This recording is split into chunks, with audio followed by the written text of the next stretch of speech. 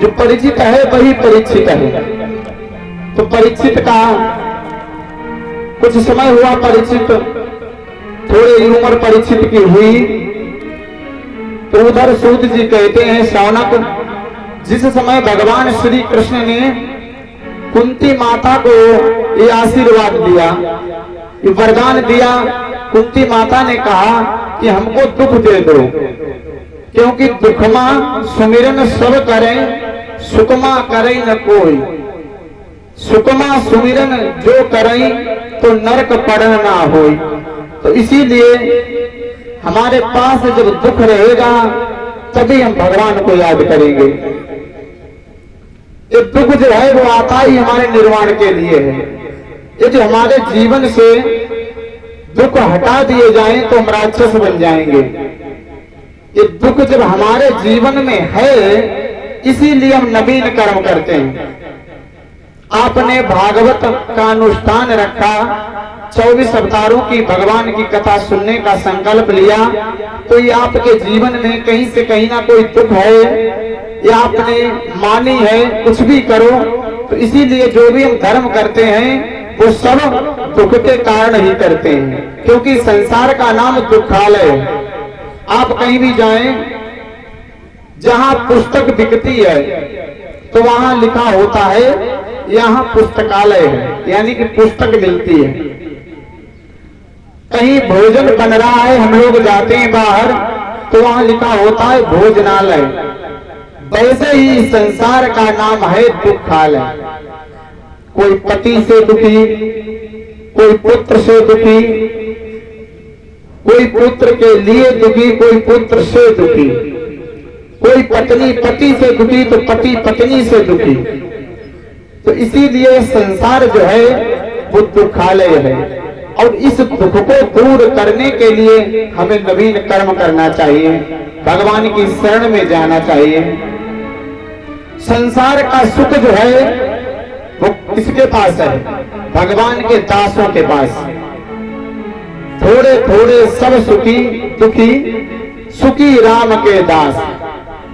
तो इसीलिए जो सुख है, किसी कवि ने लिखा है, मिलता है सच्चा सुख केवल भगवान तुम्हारे चरणों में। तो इसीलिए हमें संसार में कहीं सुख की प्राप्ति नहीं है। हमें सुख कहाँ मिलता है? भगवान के चरणों में। तो इसीलिए हम सभी लोग आए हैं भगवान की कथा का रसपान करने के लिए। तो उस समय की बात है, सूत जी कहते हैं शौनक भगवान द्वारिकापुरी को चले गए।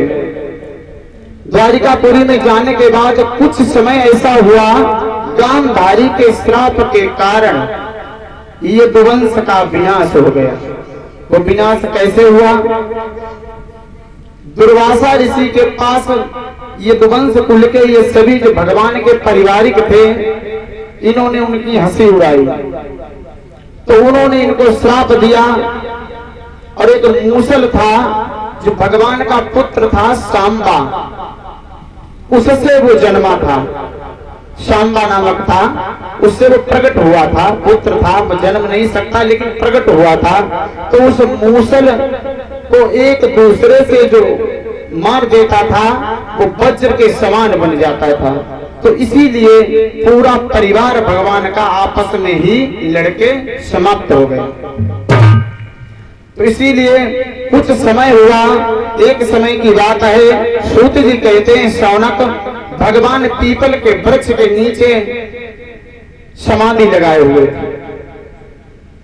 तो भगवान पीपल के वृक्ष के नीचे समाधि लगाए हुए थे, तभी एक बहेलिया, जरा नाम का बहेलिया आया। तो जरा नाम के बहेलिया ने देखा भगवान का जो तलवा पैर था, उसका तलवा जो है वो हिरण के मुख के समान लगता था। ऐसा भागवत में लिखा है, हिरण के मुख के समान लगता था। तो भगवान, तो उस बहेलिया ने समझा ये हिरण है। तो शिकार खेलने के लिए घर से निकला था, उसका लक्ष्य था शिकार करना। तो उसने धनुष पर बाण चढ़ाया और उस हिरण की ओर छोड़ना चाहा, तो वो हिरण नहीं, भगवान श्री मधुसूदन का वो पैर का तलवा था। तो उस तलवे में जब उस बाण ज्यों ही स्पर्श हुआ, भगवान की मृत्यु नहीं होती है, भगवान की मृत्यु नहीं, भगवान शरीर छोड़ते हैं। बहुत सी जगह पर वक्ता लोग बोलते हैं, बहुत सी कथाएं में लोग कहते हैं कि भगवान खत्म हो गए, भगवान मर गए। भगवान नहीं मरते। त्रेता युग में भगवान ने शरीर में जाकर के अपना शरीर छोड़ दिया और वैसे ही स्पर्श करने से भगवान ने शरीर को त्याग दिया। अन्य कथाओं के अनुसार ये भी आता है, पहलिया जो था वो पूर्व जन्म का राजा बाली था, सुग्रीव का भाई राजा बाली था। तो बाली जो था, बाली को भगवान ने छिप के मारा था शाला वृक्ष के पास में, उस वृक्ष का नाम था शाला। त्रेता में भगवान ने जिस वृक्ष के नीचे खड़े होकर के छुप के सुग्रीव के भाई बाली के बाण मारा, तो उस वृक्ष का नाम शाला था। तो बहुत सी कथाओं के अनुसार से ये उल्लेख मिलता है कि वो बाली ही अपना बदला लेने के लिए जरा नामक का बहलिया बना करके, और उसने भगवान के ज्यों ही आज हिरण समझकर तलवे में स्पर्श होते ही भगवान ने अपना शरीर छोड़ दिया। नील सरोवर श्याम तरुण अरुण बारिजो नयन करहु सो ममोर धाम सदा चीर सागर शयन। तो भगवान ने, वैकुंठेश्वर भगवान अपने वैकुंठ में पहुंच गए। तो भगवान ने शरीर को त्याग दिया। तो उस समय अर्जुन को समाचार मिला, तो अर्जुन वहां से आए। तो अर्जुन दुख के मारे पागल हुए जा रहे हैं, भगवान के शव को उठाते हैं और अपने घुटने पर रखते हैं। हे मधुसूदन, आपने संसार को छोड़ दिया, मैं आपके सिवा कैसे रह पाऊंगा, ये क्या हो गया है मधुसूदन। तो भगवान, तभी तक भगवान का कुछ संकेत प्राप्त हुआ, भगवान का कुछ संकेत प्राप्त हुआ।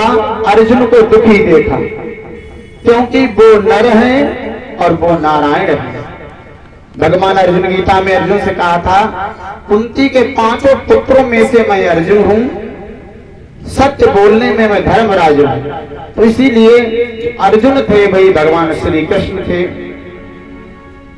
भगवान जब पृथ्वी पर आते हैं दुष्टों का विनाश करने के लिए, तो अंशन सहित मनुज अवतारा ले दिनकर वंश उदारा, तब अपने अंशों को लेकर के आते हैं।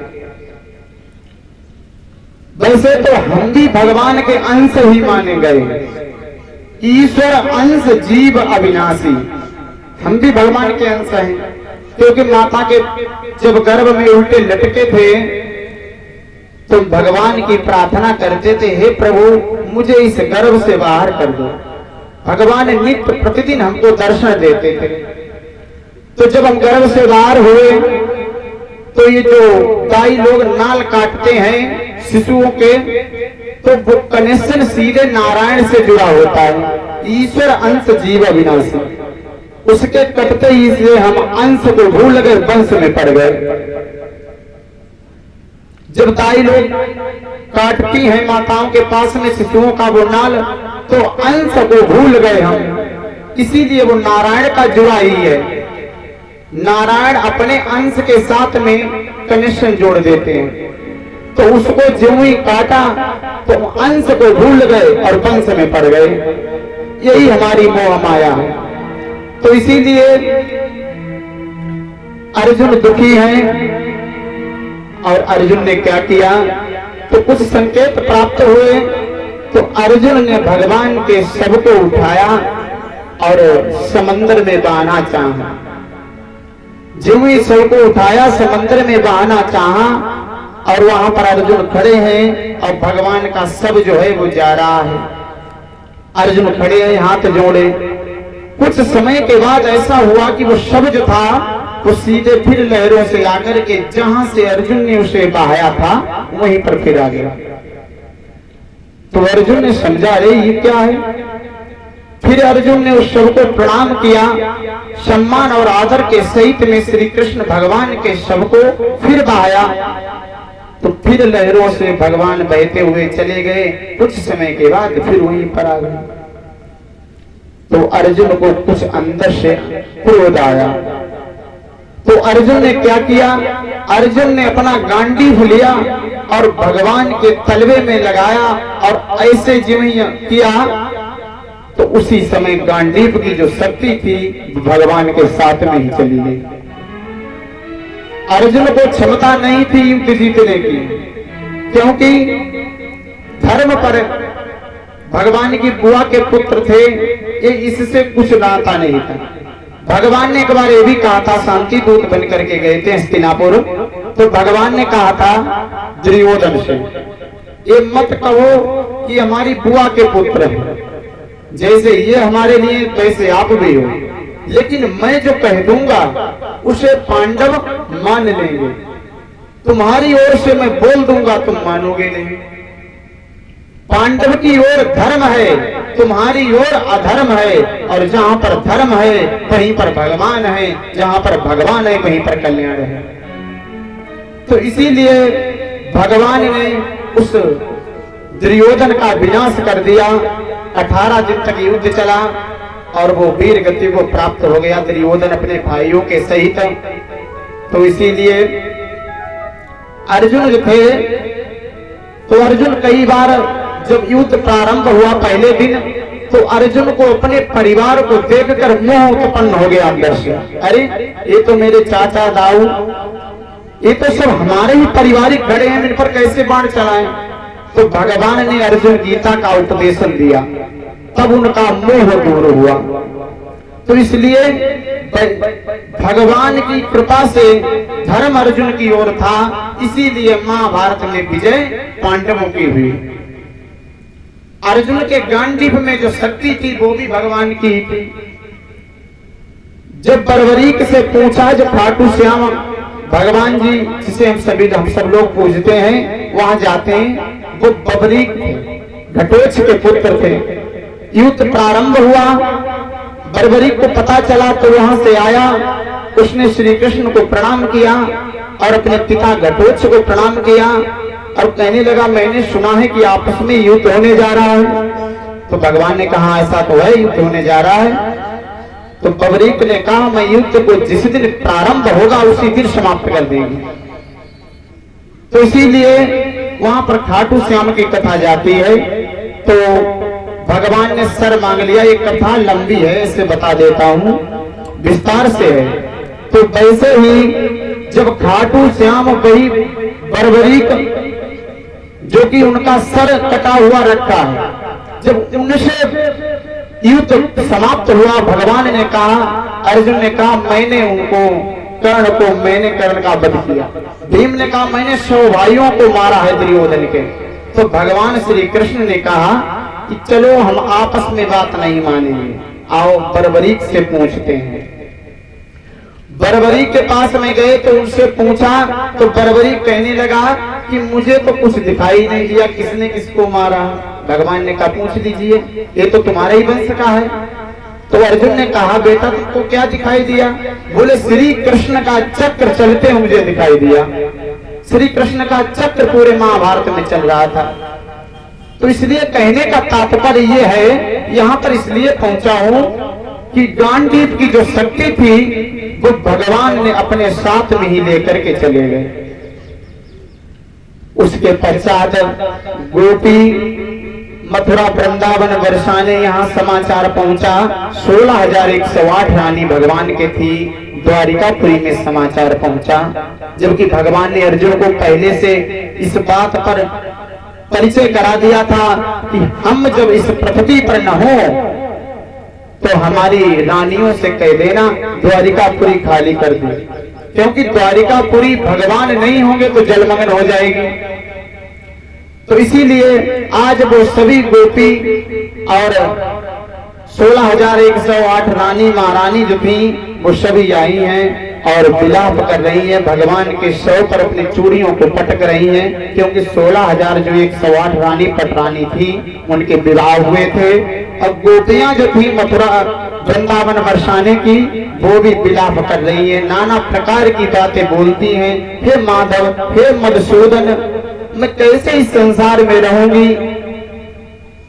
तो इस तरीके से, इस प्रकार से भगवान की जो है लीला समाप्त हुई। शरीर को त्याग कर अपने परम धाम को प्राप्त किया भगवान ने। और इधर सूत जी कहते हैं,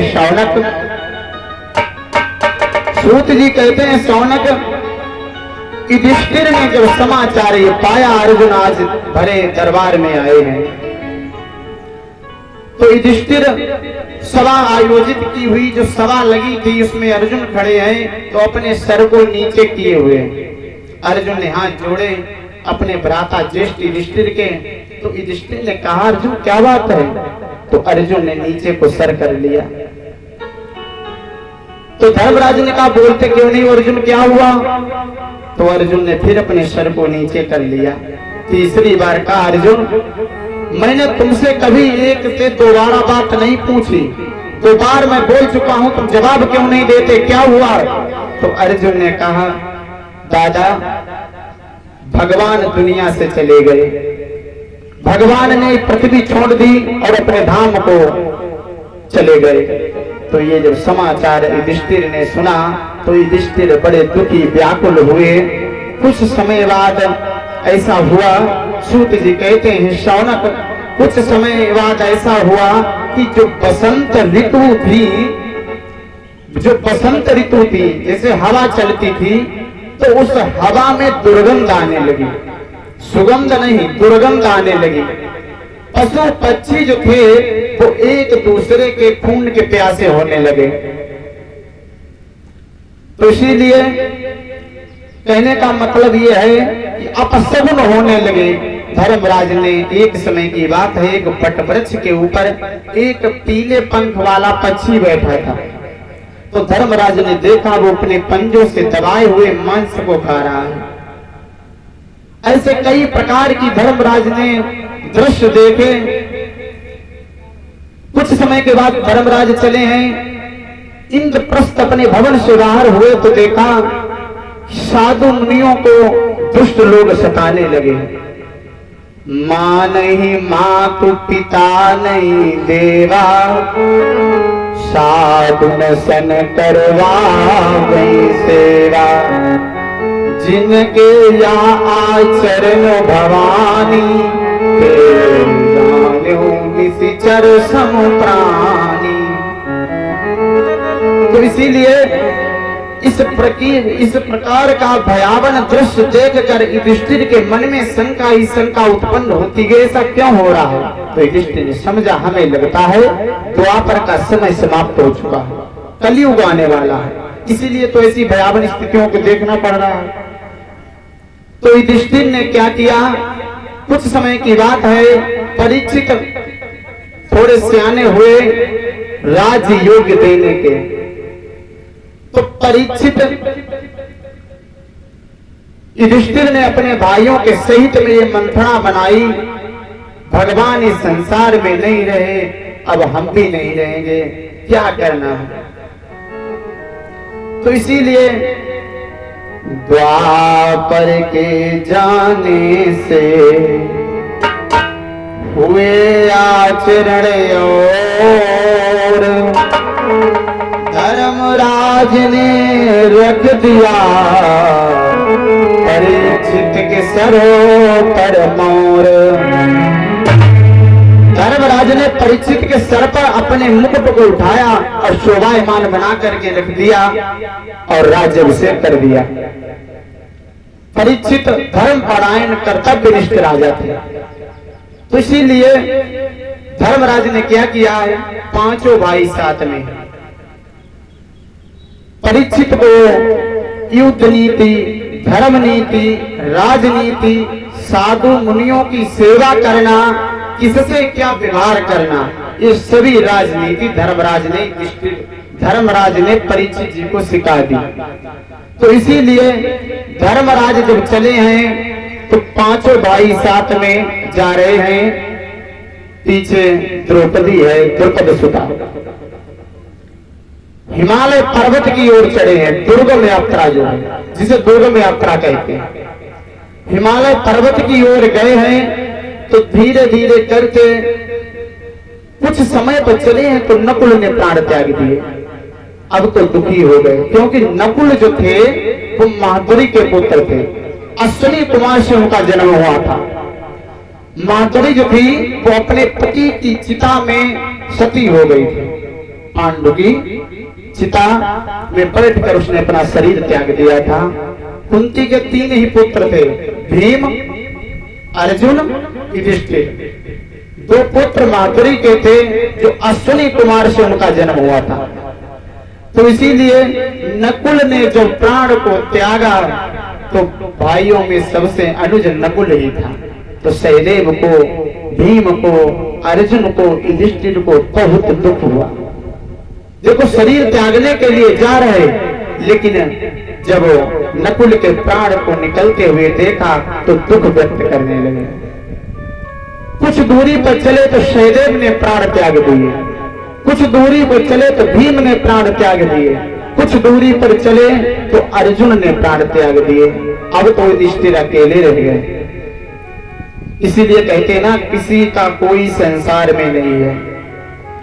तो युधिष्ठिर जब चले हैं तो युधिष्ठिर के साथ में एक कुत्ता था। वो कुत्ता युधिष्ठिर के साथ में पीछे पीछे पीछे पीछे जा रहा है। तो युधिष्ठिर जा रहे हैं, कुत्ता पीछे पीछे। अब इधर क्या होता है, इंद्र ने देखा। इंद्र ने देखा अब यमराज जी के साथ में संधि जाकर के की, बोले आज मैं कुछ लीला करना चाहता हूं। तो यमराज कहने लगे बताओ क्या करना चाहते हो। बोले आपका पुत्र युधिष्ठिर आ रहा है स्वर्ग को, क्योंकि युधिष्ठिर की परीक्षा अभी बाकी थी। तो युधिष्ठिर ने क्या किया, इंद्र अपना रथ लेकर के धर्मराज को लेने के लिए स्वर्ग के लिए आए। इंद्र ने कहा मैं धर्मराज को अब चलने नहीं दूंगा, मैं रथ पर बैठा के स्वर्ग लेकर के जाऊंगा। तो उसी समय जब स्वर्ग के दरवाजे पर ज्यों ही पहुंचे तो यमराज ने कहा सावधान, कौन हो तुम। बोले मैं युधिष्ठिर हूं। बोले तुम जा सकते हो लेकिन ये कुत्ता नहीं जा सकता जो तुम्हारे पीछे लगा हुआ। तो युधिष्ठिर कहने लगे क्यों, ये क्यों नहीं जा सकता। बोले तुम अधिकारी हो लेकिन ये इसका अधिकारी नहीं है। तो युधिष्ठिर कहने लगे क्यों नहीं अधिकारी है। शरणागत वत्सल भगवाना, शरणागत में विभीषण गए तो भगवान ने विभीषण के ऊपर